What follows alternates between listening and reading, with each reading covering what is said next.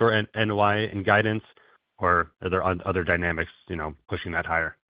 Sure. I'll take the first part of the question, let Phil answer the second part.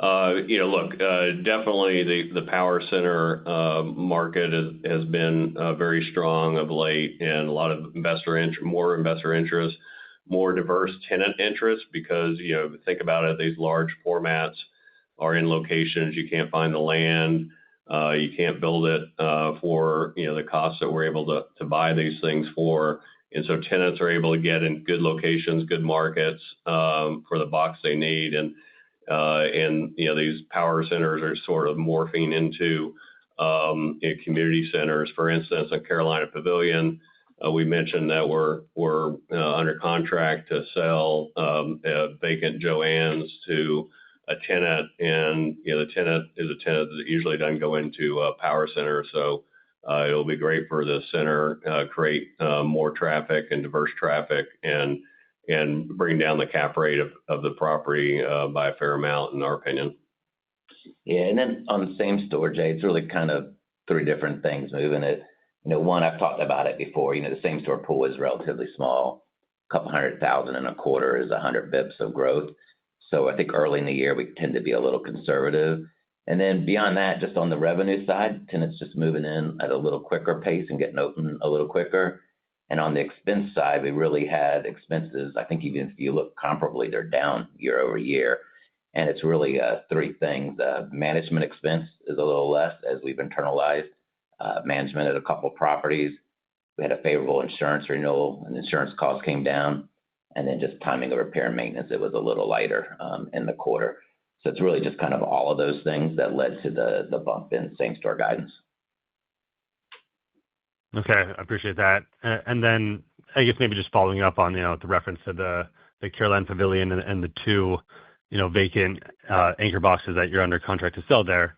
I guess over the past year and a half, 2 years, there's been a lot of discussion just around the 10 or 11 vacant big box assets, finding tenants to lease that up. So just curious to hear more about what made selling these assets the more compelling opportunity, and then assuming the sale does close, how do you want to utilize those proceeds? Yeah, so wasn't really our intention to sell it, but the user really wanted to buy it versus a lease. And so given that the use that this tenant would have is very accretive to the whole center, definitely made it an easy choice for us. And obviously, it lessens the CapEx for us. We don't have to do a lot of TI that a normal tenant would require.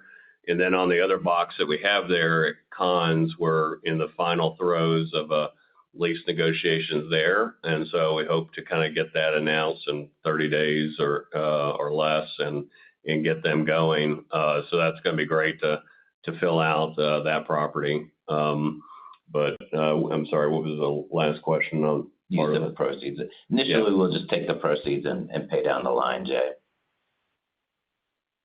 Okay, great. And if I could just squeeze in one last one, just on the reference to the office property in New Mexico, it sounds like you're about to go to market with that asset. Is that likely, do you think, to be, a second half of 2026 event, or, what do you think about just in terms of the timeline to actually get that asset sold? It'll probably be the end of the year or early next year. Given the tenant state of New Mexico, most likely we'll get occupancy before October. And so certainly a buyer is going to want to have that and see how the property looks before executing on something. So we're out in the market now, but don't anticipate something happening until very end of the year or next year. Okay, great. Thank you very much. Thanks. Thank you. Our next question comes from the line of RJ Milligan from Raymond James. Your line is now open. Yeah, hey, good morning, guys. John, just to follow up on the last question, can you give us any indication on the expected pricing on that sale? Yeah, we haven't come out with that. So certainly with state of New Mexico, as far as where we internally had the property NAV and so forth, it's definitely higher than it was a year ago. But there are costs associated with putting state of Mexico in. but it's at a cap rate that we feel like it's going to trade that, we'll be able to move that capital into a retail property with, not a big frictional sort of, decrease in yield, maybe a little bit, but not a big one. Okay. And then as we think about property dispositions going forward, portfolio recycling, do you still view that there's a lot more to do, or is this pretty much, as we get into after the office asset sale, there's not a lot left to do on the disposition side? I mean, there's a couple that, smaller properties, more stabilized, lower cap rate that we may recycle. On the acquisition side, we have something that we're working on. So if that, kind of, works out and we close on it, then we may want to push out another property. Okay. And then bigger picture, John, on the structured investment side, I'm just curious if the changing rate outlook has impacted your view on, investment risk or reinvestment risk as some of those investments are paid back. Yeah, I think actually the interest rate environment is going to help us as far as deal flow when we want to replace some of the structured investments. I think a lot of borrowers, developers, banking on lower rates to refi, and when that's not going to happen, we may be in a situation where we can provide some solutions there. So I think it's going to be more opportunity for us in the future rather than less. Great. That's it for me. Thanks, guys. Thanks. Thank you. Our next question comes from the line of Gaurav Mehta from Alliance Global Partnerships. Your line is now open. Yeah, thank you. Good morning. I wanted to ask you on your same property NOI guidance, 5 to 6%. Is that number adjusted for non-recurring items? Adjusted for? Is that number comparable to 7%? Well, so we always take out, lease term fees and unusual items like that. The first quarter, if you recall, did have some CAM true-ups, non-recurring items that we include and we leave in because it can happen from time to time. So those are in there. Okay. But as far as, term fees and one-off items like that, we always back out of same property NOI. Okay. In your prepared remarks, you talked something about the bad debt expense, which seemed like it was lower in the comparable period for last year, and so the expectation is that bad expense should be like normalized for second half of this year. That goes into same property NOI. Yeah, so we've generally been running around 100 basis points for bad debt, and it's generally fairly consistent. We did have just in Q3 of last year, we had a couple of tenants that were basically fully reserved who got current. And so we collected that, and it pushed bad debt in the third quarter down close to zero. So I was just highlighting that only because, it makes the third quarter a little tougher of a comp, going forward on same-store growth. And so it's just highlighting that so you could see same-store growth moderates a little in the third quarter. You would know why. Okay, understood. On the balance sheet, your leverage is 5.8 times. In the remarks, you mentioned that there could be further deleveraging of the balance sheet. So how should we expect that number to evolve over this year or next year? Yeah, so just in the remarks, I was really just referring more to as our same signed not open pipeline comes online and we get some rent bumps here on some renewals and some new leasing just organically. With the signed not open pipeline and some leasing that we're working on, it should take it down about a half a turn. And I was just referring to that. Okay, understood. Thank you. That's all I had.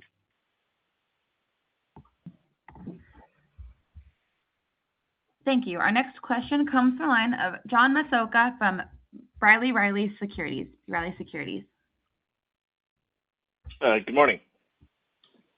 Morning, John. So maybe sticking with kind of the same store theme in the back half of the year, you kind of mentioned the favorable insurance renewal and property management efficiencies as being tailwinds. Do you lap those at some point here in 2H, or is it really going to be kind of a tailwind through the remainder of the year?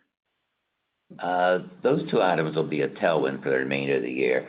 The comp gets tougher in the second half for a couple of reasons. One, just the bad debt being basically zero in the third quarter last year. And then, the anchor leasing we've been doing is starting to come online. So early in the year, there really wasn't any of those rents in the prior year comparable period. As we kind of move on, and get towards the latter part of the year, you have some of those rents that had come online in the prior year comparable period that will, make the comp period a little tougher. But we still fully expect healthy same-store growth for the remainder of the year. Okay. And then you mentioned the anchor boxes, coming out at around a 75% positive lease spread. I know when you had originally talked about kind of repositioning those assets or re-tenanting those assets, there was kind of, higher lease spread was going to translate to kind of a higher CapEx spend. Is that what ended up happening? And I guess maybe how does that outlook change the outlook for your CapEx spend or impact the outlook for your CapEx spend in kind of 2H and maybe into 2027? Yeah, so, we've got, with the 2 being sold, that leaves 9. 8 of them are leased. We have the 1 left. Those blended, we expect at 75%, maybe even a little higher. And we're just on the high end of the CapEx range we originally gave. We're not, that has not increased. I think the high end was around $15 million in total, and we'll be inside of that. So the CapEx is still generally coming in line with the higher end of where we thought it would be. The spreads have just come in better. I think we'll be at 75%, or potentially we may even get to 80% once we finish the last box. And then, if I think about kind of the remaining investments, the difference between what you've done year to date in terms of investments and kind of the pipeline or the guidance that's out there, how much of that is kind of really tangible in the pipeline, and how much of that is maybe more theoretical as you look into kind of late 3Q, 4Q today? Yeah, we feel pretty lucky that we have identified some opportunities that feel like they're very realistic. So pretty much what we have is identifiable. Okay. And that's it for me. Thank you very much. Thanks. This concludes the question and answer session and our call for today. Thank you for your participation in today's conference. This does conclude the program. You may now disconnect.